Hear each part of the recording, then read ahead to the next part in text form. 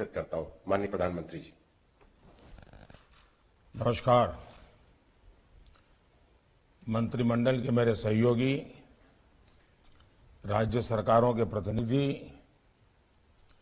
Industry और academia से जुड़े सभी साथी, कृषि विज्ञान केंद्रों में जुड़े हुए हमारे सभी किसान भाई बहन, देवियों और सज्जनों, ये सुखद संयोग है कि 3 साल पहले आज ही के दिन पीएम किसान सम्मान निधि की शुरुआत की गई थी।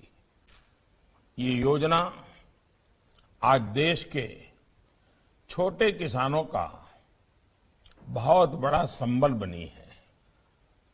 इसके तहत देश के 11 करोड़ किसानों को लगभग 1.25 लाख करोड़ रुपए दिए जा चुके हैं। इस योजना में भी हम स्मार्टनेस का अनुभव कर सकते हैं। सिर्फ एक क्लिक पर 10-12 करोड़ किसानों के बैंक खातों में सीधे पैसे ट्रांसफर होना, ये अपने आप में किसी भी भारतीय को, किसी भी हिंदुस्तानी को गर्व करने वाली बात है। साथियों, बीते 7 सालों में हमने बीज से बाजार तक ऐसे ही अनेक नई व्यवस्थाएं तैयार की हैं, पुरानी व्यवस्थाओं में सुधार किया है। सिर्फ 6 सालों में कृषि बजट कई गुना बढ़ा है। किसानों के लिए कृषि लोन में भी 7 सालों में 2.5 गुना की बढ़ोतरी की गई है। कोरोना के मुश्किल काल में भी स्पेशल ड्राइव चलाकर हमने 3 करोड़ छोटे किसानों को केसीसी की सुविधा से जोड़ा है। इस सुविधा का विस्तार एनिमल हस्बेंड्री, पशुपालन और फिशरीज से जुड़े किसानों के लिए भी किया गया है। माइक्रो इरिगेशन का नेटवर्क जितना सशक्त हो रहा है, उससे भी छोटे किसानों को बहुत मदद मिल रही है। साथियों, इन्हीं सब प्रयासों के चलते हर साल किसान रिकॉर्ड प्रोडक्शन कर रहे हैं और एमएसपी पर भी खरीद के नए रिकॉर्ड बन रहे हैं।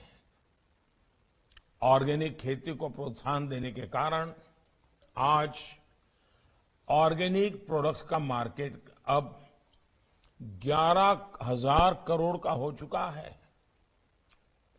इसका एक्सपोर्ट भी 6 वर्षों में 2,000 करोड़ से बढ़कर 7,000 करोड़ रुपए से ज्यादा हो रहा है। साथियों, इस वर्ष का एग्रीकल्चर बजट बीते सालों के इन्हीं प्रयासों को कंटिन्यू करता है, उनको विस्तार देता है। इस बजट में कृषि को आधुनिक और स्मार्ट बनाने के लिए मुख्य रूप से 7 रास्ते सुझाए गए हैं। पहला, गंगा के दोनों किनारों पर 5 किलोमीटर के दायरे में नेचुरल फार्मिंग को मिशन मोड पर कराने का लक्ष्य है। उसमें हर्बल मेडिसिन पर भी बल दिया जा रहा है, फल फूल पर भी बल दिया जा रहा है। दूसरा, एग्रीकल्चर और हॉर्टिकल्चर में आधुनिक टेक्नोलॉजी किसानों को उपलब्ध कराई जाएगी। तीसरा, खाद्य तेल के इंपोर्ट को कम करने के लिए मिशन ऑयल पाम के साथ साथ तिलहन को जितना हम बल दे सकते हैं, उसको सशक्त करने का हम प्रयास कर रहे हैं और इस बजट में इसको बल दिया गया है। इसके अलावा चौथा लक्ष्य है कि खेती से जुड़े उत्पादों के ट्रांसपोर्टेशन के लिए पीएम गति शक्ति प्लान द्वारा लॉजिस्टिक की नई व्यवस्था बनाई जाएगी। बजट में 5वां समाधान दिया गया है कि एग्री वेस्ट मैनेजमेंट को अधिक ऑर्गेनाइज किया जाएगा। वेस्ट टू एनर्जी के उपायों से किसानों की आय बढ़ाई जाएगी। छठा सॉल्यूशन है कि देश के 1.5 लाख से भी ज्यादा पोस्ट ऑफिस में रेगुलर बैंकों जैसी सुविधाएं मिलेगी ताकि किसानों को परेशानी ना हो। और 7वां ये कि एग्री रिसर्च और एजुकेशन से जुड़े सिलेबस में skill development, human resource development आज के आधुनिक समय के अनुसार बदलाव किया जाएगा। साथियों, आज दुनिया में हेल्थ अवेयरनेस बढ़ रही है, एनवायरमेंट फ्रेंडली लाइफस्टाइल के प्रति जागरूकता बढ़ रही है, ज्यादा से ज्यादा लोग इसकी तरफ आकर्षित हो रहे हैं। इसका मतलब ये है कि इसका मार्केट भी बढ़ रहा है। हम इससे जुड़ी चीजें, जो चीजें हैं जैसे नेचुरल फार्मिंग है, ऑर्गेनिक फार्मिंग है, इसकी मदद से इसके मार्केट को कैप्चर करने की कोशिश कर सकते हैं। नेचुरल फार्मिंग के फायदे जन जन तक पहुंचाने में हमारे कृषि विज्ञान केंद्र और एग्रीकल्चर यूनिवर्सिटीज को पूरी ताकत से जुटना होगा। हमारे केवीकेस एक एक गांव गोद ले सकते हैं। हमारी एग्रीकल्चर यूनिवर्सिटी 100 या 500 किसानों को अगले 1 साल में नेचुरल खेती की तरफ लाने का लक्ष्य रख सकती है। साथियों, आजकल हमारी मिडिल क्लास फैमिलीज में, अपर मिडिल क्लास फैमिलीज में एक और ट्रेंड दिखता है। अक्सर देखने में आता है कि उनके डाइनिंग टेबल पर कई सारी चीजें पहुंच गई हैं। प्रोटीन के नाम पर, कैल्शियम के नाम पर, ऐसे कई प्रोडक्ट्स का डाइनिंग टेबल पर जगह बना रहे हैं। इसमें बहुत सारे प्रोडक्ट विदेश से आ रहे हैं और ये भारतीय टेस्ट के अनुसार भी नहीं होते, जबकि ये सारे प्रोडक्ट्स हमारे भारतीय उत्पादों, जो हमारे किसान पैदा करते हैं, उसमें सब कुछ है, लेकिन हम सही ढंग से प्रस्तुत नहीं कर पा रहे हैं, उसका मार्केटिंग नहीं कर पा रहे हैं। और इसलिए हमें कोशिश करनी चाहिए, इसमें भी वोकल फॉर लोकल जरूरी है। भारतीय अन्न, भारतीय फसलों में भी वो बहुतायत में पाया ही जाता है और ये हमारे टेस्ट का भी होता है। दिक्कत ये है कि हमारे यहां इसकी उतनी जागरूकता नहीं है। काफी लोगों को इसके बारे में पता ही नहीं है। कैसे हम भारतीय अन्न को प्रसारित करें, इस और भी हमें ध्यान देना होगा। हमने देखा है कि कोरोना काल में हमारे यहाँ के मसाले, हल्दी जैसी चीजों का आकर्षण बहुत बढ़ा है। साल 2023 इंटरनेशनल ईयर ऑफ मिलेट्स है। इसमें भी हमारा कॉरपोरेट जगत आगे आए, भारत के मिलेट्स की ब्रांडिंग करे, प्रचार करे, हमारा जो मोटा धन है। और हमारे दूसरे देशों में जो बड़े मिशंस हैं, वो भी अपने देशों में बड़े बड़े सेमिनार करें, वहां के लोगों को, जो इंपोर्टर्स हैं वहां, उनको समझाएं कि भारत के जो मिलेट्स हैं, जो भारत का धान है, वो कितने प्रकार से उत्तम है, उसके टेस्ट की दृष्टि से कितना महत्वपूर्ण है। हम हमारे मिशनों को लगा सकते हैं। हम सेमिनार, वेबिनार इंपोर्टर एक्सपोर्टर के बीच हमारे मिलेट्स के संबंध में कर सकते हैं। भारत के मिलेट्स की न्यूट्रिशन वैल्यू कितनी ज्यादा है, इस पर हम बल दे सकते हैं। साथियों, आपने देखा है कि हमारी सरकार का बहुत ज्यादा जोर सॉइल हेल्थ कार्ड पर रहा है। देश के करोड़ों किसानों को सरकार ने सॉइल हेल्थ कार्ड दिए हैं।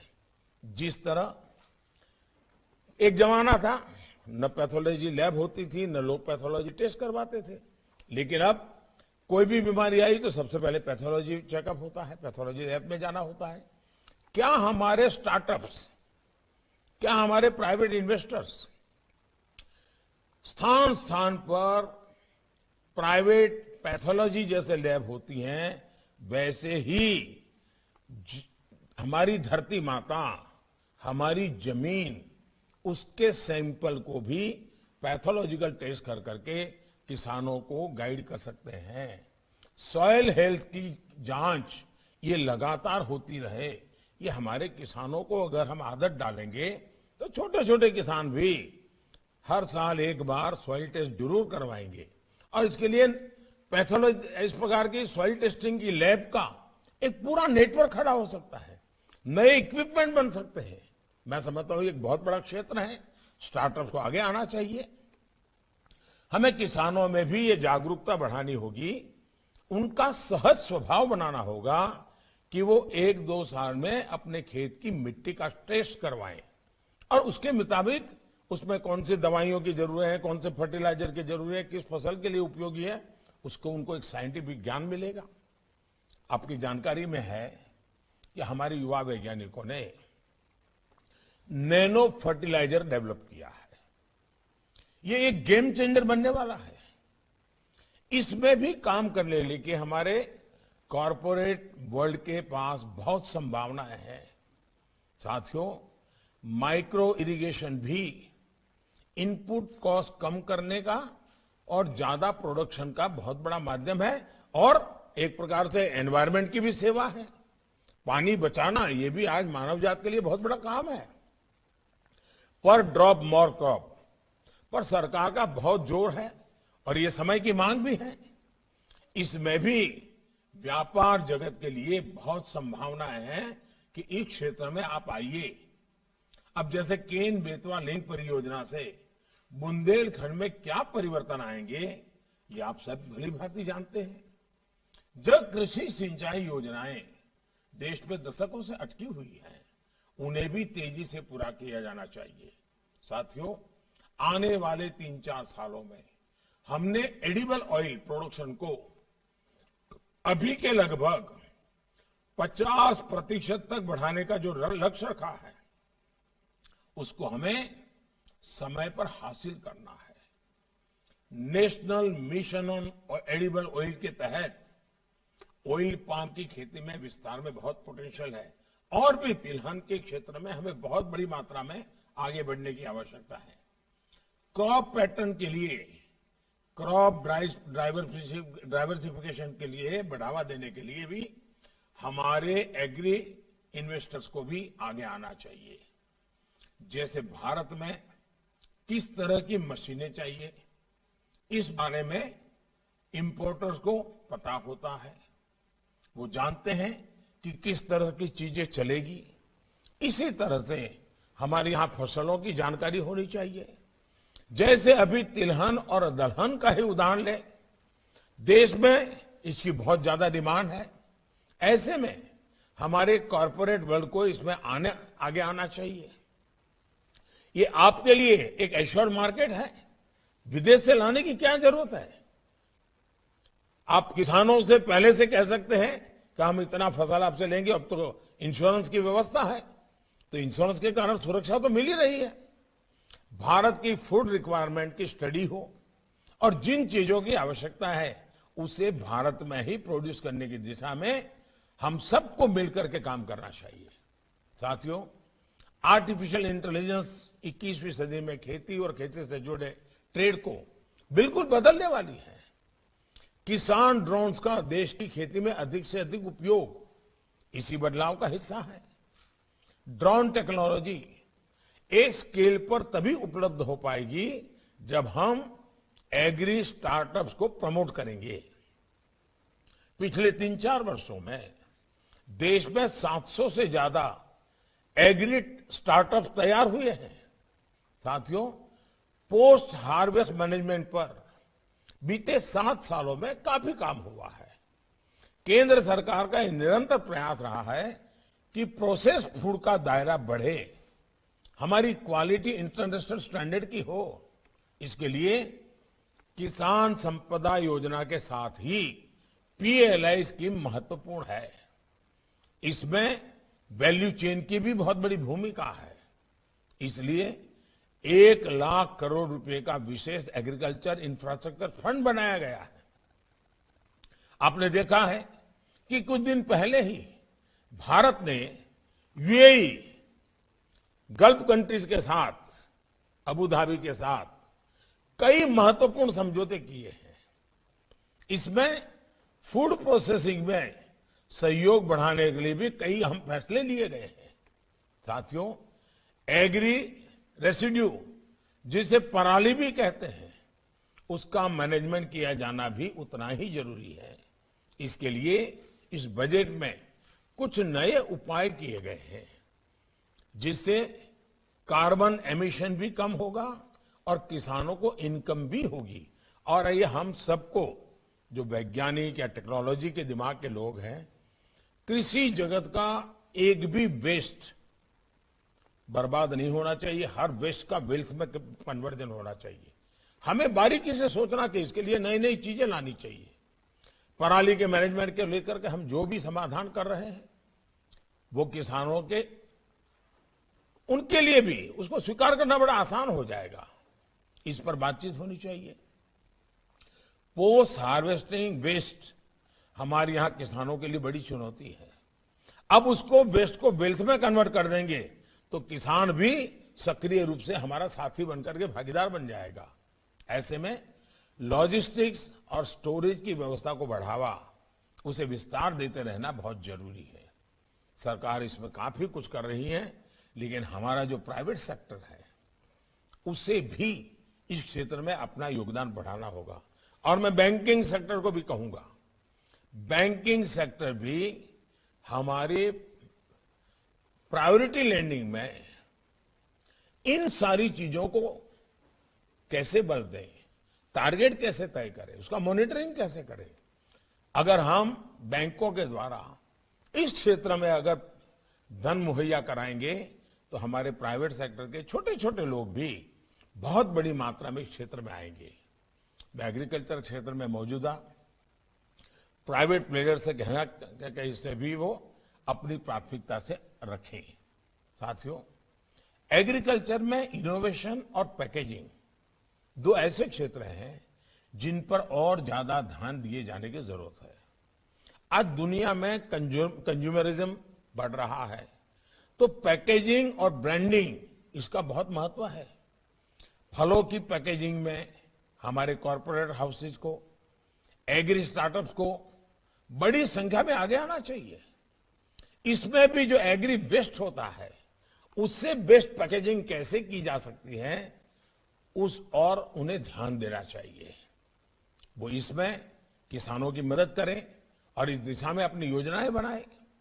भारत में फूड प्रोसेसिंग और इथेनॉल में निवेश की बहुत संभावनाएं बन रही हैं।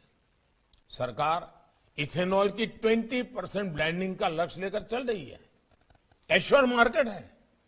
2014 से पहले जहां 1-2% इथेनॉल ब्लेंडिंग होती थी, वहीं अब ये 8% आसपास पहुंच चुकी है।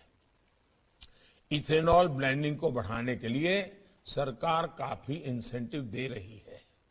इस क्षेत्र में भी हमारे व्यापारी जगत आगे आए, हमारे बिजनेस हाउसेस आगे आए। एक विषय नेचुरल जूसेस का भी है। इसकी पैकेजिंग का बहुत महत्व है। ऐसी पैकेजिंग जिससे उस प्रोडक्ट की आयु लंबी हो, वो ज्यादा से ज्यादा दिनों तक चले। इस और भी काम किया जाने की आवश्यकता है, क्योंकि हमारे यहां इतनी विविधता वाले फल होते हैं।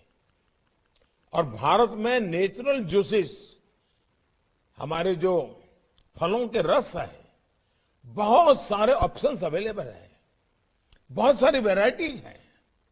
हमें बाहर की नकल करने के बजाय भारत में जो नेचुरल जूसेस है, उसे प्रमोट करना चाहिए, पॉपुलर करना चाहिए।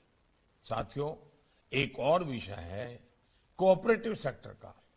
भारत का कोऑपरेटिव सेक्टर काफी पुराना है, वाइब्रेंट है।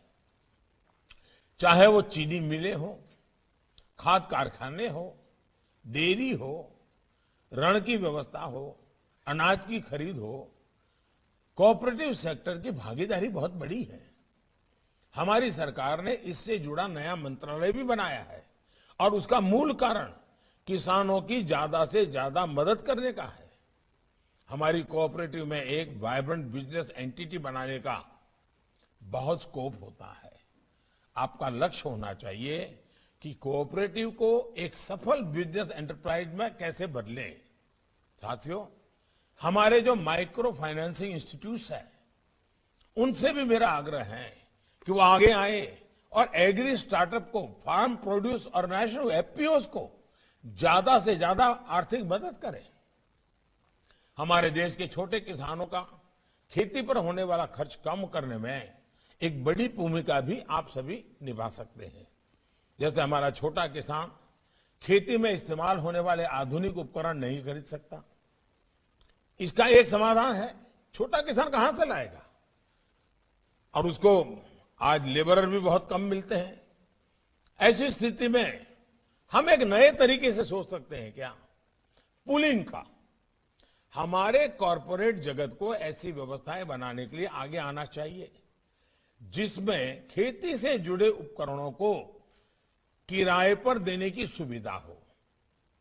हमारी सरकार किसानों को अन्नदाता के साथ ही ऊर्जादाता बनाने के लिए बड़ा अभियान चला रही है। देश भर के किसानों को सोलर पंप वितरित किए जा रहे हैं। हमारे ज्यादा से ज्यादा किसान खेतों में कैसे सोलर पावर पैदा करें, इस दिशा में भी हमने अपने प्रयास बढ़ाने चाहिए। उसी प्रकार से मेड़ पर पेड़, हमारे जो खेत की सीमा होती है, आज हम टिम्बर इंपोर्ट करते हैं। अगर हम हमारे किसानों को साइंटिफिक तरीके से अपनी मेड़ पर इस प्रकार के टिम्बर के लिए प्रेरित करें तो 10-20 साल के बाद उसकी आय का एक नया साधन वो बन जाएगा। सरकार उसमें कानूनी आवश्यक जो भी बदलाव है वो भी करे। साथियों, किसानों की आय बढ़ाना, खेती का खर्च कम करना, बीज से बाजार तक किसानों को आधुनिक सुविधाएं देना, ये हमारी सरकार की प्राथमिकता है। मुझे विश्वास है आपके सुझावों से सरकार के प्रयासों को और हमारा किसान जो सपने देख करके कुछ करना चाहता है, उन सबको बल मिलेगा। और मुझे विश्वास है कि आज हम कृषि के एक नेक्स्ट जनरेशन पर चर्चा करना चाहते हैं, परंपरागत पद्धतियों से बाहर आने के लिए सोचना चाहते हैं। बजट में जिन चीजों का प्रावधान किया गया है उसी के लाइट में हम अच्छा कैसे कर सकते हैं। और हमारी आपसे मेरा आग्रह यही है, इस सेमिनार में निकलना चाहिए। 1 अप्रैल से ही नया बजट जिस दिन लागू होगा उसी दिन हम चीजों को रोल आउट कर दें, काम शुरू कर दें।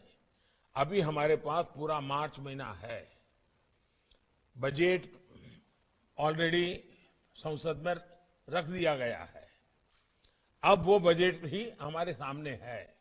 ऐसी स्थिति में हम समय न खराब करते हुए जून जुलाई में हमारा किसान खेती का नया वर्ष प्रारंभ करें, उसके पहले इस मार्च महीने में सारी तैयारी कर लें। अप्रैल में हम किसानों तक चीजों को पहुंचाने का प्लान करें।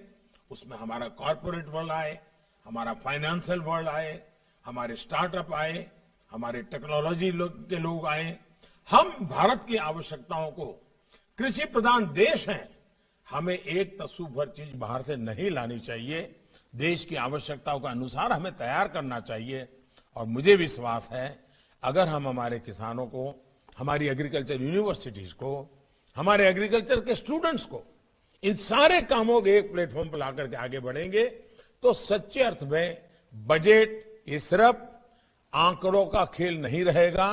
बजट जीवन परिवर्तन, कृषि परिवर्तन, ग्राम जीवन परिवर्तन का एक बहुत बड़ा साधन बन सकता है। इसलिए मैं आपसे आग्रह करता हूं कि ये सेमिनार, ये वेबिनार बहुत ही प्रोडक्टिव होना चाहिए, कॉन्क्रीट होना चाहिए, सारे एक्शनेबल पॉइंट के साथ होना चाहिए और तभी जाकर के हम परिणाम ला सकेंगे। मुझे विश्वास है कि आप सभी इस क्षेत्र से जुड़े देश भर के लोग आज इस वेबिनार से जुड़े हैं। इसके कारण डिपार्टमेंट को भी बहुत ही अच्छा मार्गदर्शन आपकी तरफ से मिलेगा, सीमलेसली चीजों को लागू करने का रास्ता निकलेगा और हम तेजी से साथ मिलकर के आगे बढ़ेंगे। मैं फिर एक बार आप सबका बहुत बहुत धन्यवाद करता हूं और मैं शुभकामनाएं देता हूं।